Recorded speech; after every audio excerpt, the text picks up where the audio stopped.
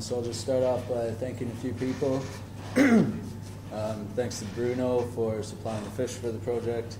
Gwyneth was the vet on the project, and Grant helped out with the fish surgeries. Eloise did the phytoplankton analysis. Stacy, Warwick, and Jasmine helped out heaps with the field work. Doc for providing the permits, and of course people providing the money, and those that provide moral support as well. So as managers, you're tasked with setting up schemes to either preserve or restore the water quality of lakes. And in the North Island, these lakes are generally shallow, which come with their own set of problems. And in the Waikato, they're peaty, they're scummy, generally degraded, and many have perceived problems with the presence of carp. As Matt and others have explained, is mostly due to their foraging behavior and their ability to reach such high biomass. They have that Hoover-like mouth there that just suck up sediments and can completely change the state of the lake from one dominated with macrophytes and large filter-feeding zooplankton, low phytoplankton biomass, to one on the right there, completely devoid of plants and dominated by phytoplankton. So we set up an experiment to mimic these shallow lakes and just test what effects carp are having on the ecosystem. So really we're looking at the bottom-up effects from the carp. We're monitoring the phys-chem stuff, the suspended sediments, including particle sizes, nutrients, both filtered and totals, and the phytoplankton communities, and seeing how all those things relate back into the zooplankton community. So luckily we know from previous studies, we can make a few predictions.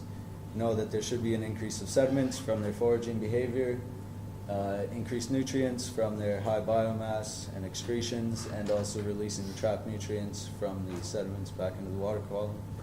And these things should increase the phytoplankton community and potentially change it altogether, which should result in a community that is low in the large, good filter-feeding cladocerans and high numbers of the rotifers that are less effective of cleaning the water.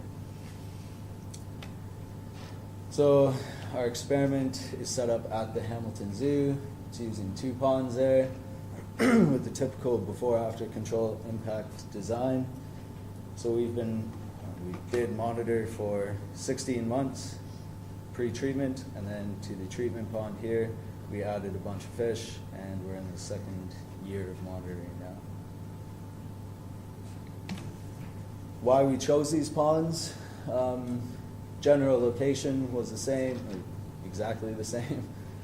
Similar size, they're both very small. They're within the confines of the zoo, so we're not going to have any of the accidental introductions, like people dumping their pet goldfish in or introducing species for coarse fishing. And they're connected, so the environmental properties and the biotic properties should be the exact same. But that was the first question that we had to ask. Were, in fact, the ponds the same? So in October 2012, Jasmine, Warwick, and a couple others, I think, went out and we set nets for 8 days on the lakes. We used Adam's pod traps, fyke nets, gill nets, and minnow traps just to completely hammer the systems and see what kind of fish were in there. And in the control pond here, we caught 1 goldfish. So, yeah, no fish in the lakes. As for the environmental variables, we monitor 30 different variables. So obviously I'm not going to show you all those, but pretty much they look exactly like this. Some variation in a couple of them, but more or less they track along exactly the same.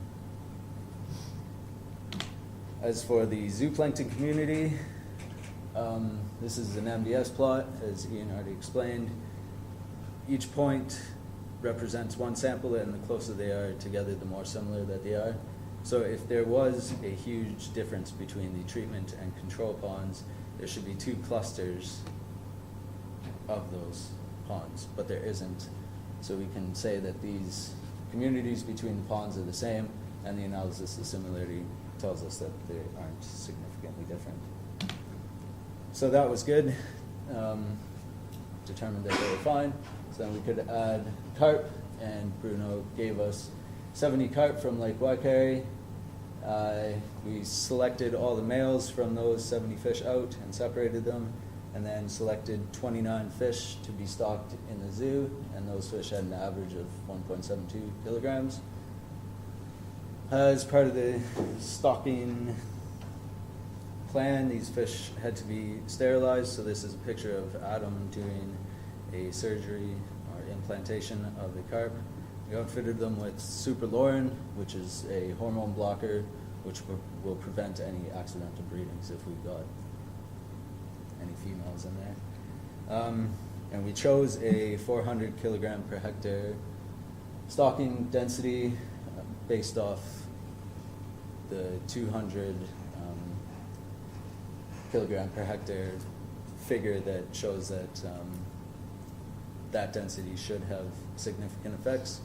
So we wanted to capture those significant effects, so we doubled it. So what happened after we added them in? Pretty clear difference between the after period here and the before period. About a week after we put the fish in, we started seeing an increase in the suspended sediments. And this shows up in the mean difference in the period. So this is just taking the control pond and minusing the treatment pond and averaging it across the treatment period, before period and after period. And the mean difference is a lot bigger in the after period. And the same pattern exists in the dissolved oxygen. So we can say that the fish are having an effect on the environmental properties. So we'll see if they're having an effect on the zooplankton.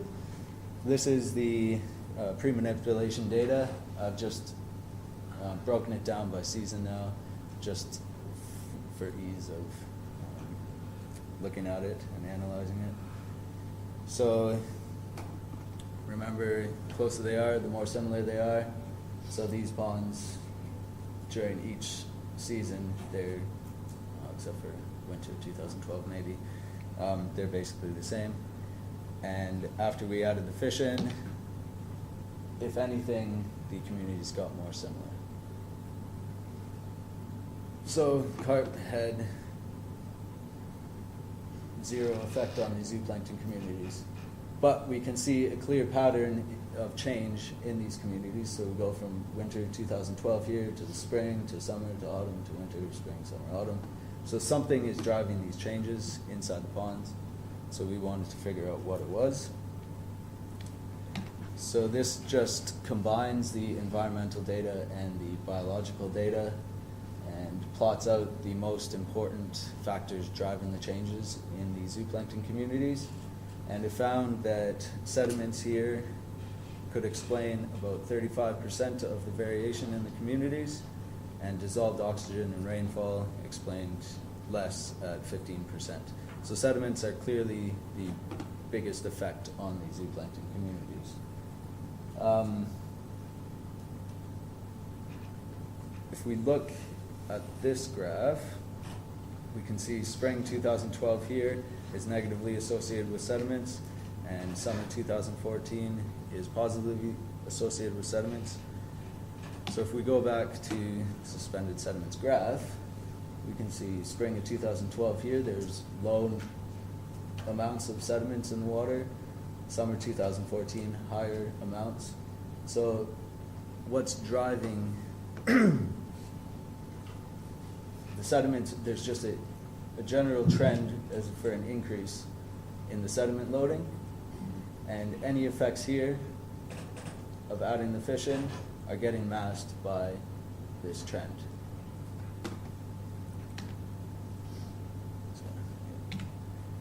So why no strong fish effects? Well, those external drivers, they're much bigger. So the fish just don't really have an effect on on the zooplankton communities because the external drivers. Right? But if we look at the site that we chose, it's already impacted. So as they've already explained before, there's two states. There's the macrophytes dominated state and the non-macrophyte dominated state, phytoplankton dominated. Our site was the phytoplankton dominated. So I'm not saying that fish aren't going to have an effect everywhere. It's more likely that in these already severely degraded states, fish just have much less of an effect than the external drivers. If you have lakes that have that nice macrophyte dominated and the large filter feeding cladocians, then you'll most likely see a greater effect from the pest fish. And also the seasonal effect. So this study is not done yet, and there is a trend that we're getting back into the low amounts of sediment. And if there is some sort of threshold in here, and the control pond is dipping below that, then we may see a difference in the fish, with the fish, in the treatment pond. But we'll just have to wait and see. So implications, recommendations. If I were you guys, lakes with established populations and that severely degraded state, I would not put a massive focus on a fish removal effort. I would focus more on trying to reduce the external sediment loading or trying to get rid of some of the sediments inside the water column. And in the macrophyte dominated lakes that are in that clean state, exclusion would probably be the biggest thing, while also focusing on the external sediment reduction. So a take-home message, I'm not saying that fish aren't bad. We know that carp are terrible things. But there are other factors that may be driving these changes, and those have to be taken into consideration, and a catchment-based management approach may be needed.